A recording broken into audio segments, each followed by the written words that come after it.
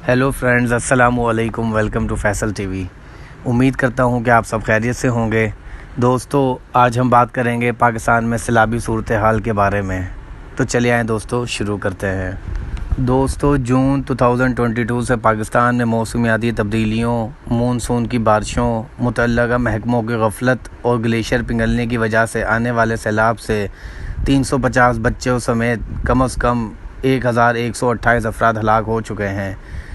अगस्त 2022 में सैलाब से मुताल्लिक इमदादी कार्रवाइयों के दौरान हेलीकॉप्टर के हादसे में 6 फ़ौजी अफसरान हलाक हो गए थे। ये 2017 के जनूबी एशियाई सैलाब के बाद दुनिया का सबसे महलिक सैलाब है। 25 अगस्त को पाकिस्तान ने सैलाब की वजह से हंगामी हालात का ऐलान किया। 2022 में पाकिस्तान में मामूल से ज़्यादा बारिशें हुईं। सूबा सिंध में मामूल से 784% ज़्यादा और बलूचिस्तान में मामूल से 500% ज़्यादा बारिशें हुईं। भारत और बांग्लादेश में भी मानसून की औसत से ज़्यादा बारिशें रिकॉर्ड की गईं। बहरा हिंद दुनिया में सबसे तेज़ी से गर्म होने वाले ख़ित्तों में से एक ख़ित्ता है, जो औसत 1 सेल्सियस से गर्म हो रहा है। ग्लोबल वार्मिंग की औसत 0.7 सेल्सियस के बरक्स है। दोस्तों, सैलाब से सैकड़ों अफराद हलाक या ज़ख्मी हुए। सैलाब की वजह से 3 लाख से ज़्यादा लोग अब भी आर्जी कैंपों में मौजूद हैं। ये पाकिस्तान में 2010 के बाद सबसे महलिक सैलाब है, जब सैलाब में तकरीबन 2000 अफराद हलाक हुए थे।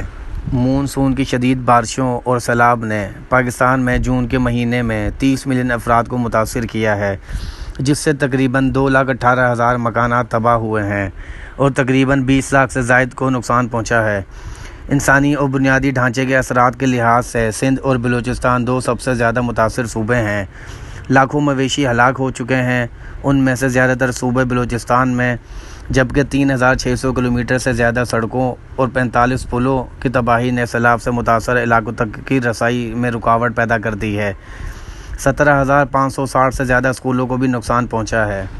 सिंध में सैलाब से कम 350 अफराद हलाक और 701 ज़ख्मी हो चुके हैं। सिंध में 10 मिलियन लोग नकल मकानी कर चुके हैं और 55,000 मकानात को शदीद नुकसान पहुंचा या मुकम्मल तौर पर तबाह हो गए। ज़्यादातर हैदराबाद डिवीज़न में और 830 मवेशी हलाक हुए। 1.54 मिलियन एकड़ ज़रई ज़मीन सैलाब में बह गई। लाड़काना और सखर डिवीज़न शदीद बारिशों से मुतासिर है। कराची शहर अभी तक नए सैलाब से मुतासिर नहीं हुआ। बलूचिस्तान में सैलाब से 270 अफराद हलाक हुए। कई इलाकों में बारिशों का पानी घरों में घुसकर रिहाइश के काबिल नहीं रहा। बहुत से ख़ानदान बेघर हो गए। 4,26,000 मकानात तबाह हो चुके हैं और 3 लाख एकड़ फसलें ज़ाया हो गई हैं। 10 लाख से ज़्यादा मवेशी भी मारे जा चुके हैं। Relief commissioner provincial disaster management के मुताबिक बलूचिस्तान के दारुल हुकूमत कोयटा को बारिशों के बायस आफत ज़दा करार दे दिया गया और सूबे में इमरजेंसी नाफिज कर दी गई है। जुलाई से अब तक सैलाब से कुल कम से कम 235 अफराद हलाक और 450 ज़ख्मी हो चुके हैं। उनमें अपरदीर ज़िला के 5 बच्चे भी शामिल थे, जो स्कूल से घर वापस आ रहे थे और बिलाखिर सैलाब में डूब गए। सैलाब और लैंडस्लाइडिंग की वजह से 3,26,000 मकानात को नुकसान पहुंचा और 7,000 मवेशी शेड गिरने से मर गए। ज़िला सवात में एक नया बनाया हुआ होटल ज़रूरत से ज़्यादा सैलाब की वजह से गिर गया था। सूबे का जनूब मगरबी हिस्सा उससे कबल पड़ोसी मुल्क अफ़गानिस्तान में 2 माह कबल आने वाले ज़लज़ले से मुतासिर हुआ था। जुलाई से अब तक कुल कम से कम 19 अफराद हलाक हुए, 4 लापता हैं और सैलाब ने शहर कराकोरम को बुरी तरह मुतासिर किया। लैंडस्लाइडिंग की वजह से कई मकामात पर सड़कें ट्रैफिक के लिए बंद कर दी गई थीं। गज़र नगर, दयामर, घांचे और अस्तूत के अजला सबसे ज़्यादा मुतासिर हुए। सैलाब और लैंडस्लाइडिंग की वजह से 420 घर तबाह और 740 को नुकसान पहुंचा।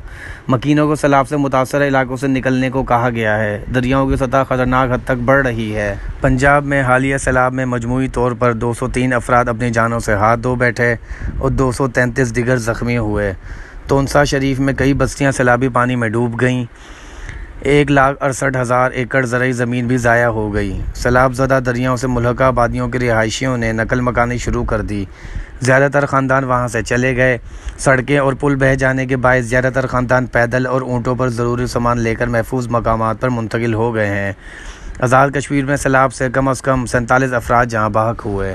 दोस्तों, हम सबको इन लोगों की दिल खोल कर मदद करनी चाहिए, क्योंकि ये लोग इस वक्त सख्त मुश्किल से गुज़र रहे हैं। पैसे हो या ज़रूरी सामान, हमें इन लोगों तक ज़रूर पहुंचाना चाहिए ताकि इन लोगों की मदद हो सके। और आखिर में यही कहूँगा कि अल्लाह हमारे मुल्क पाकिस्तान पर रहम करे, आमीन। अपना बहुत ज़्यादा ख्याल रखें। अल्लाह हाफ़िज़।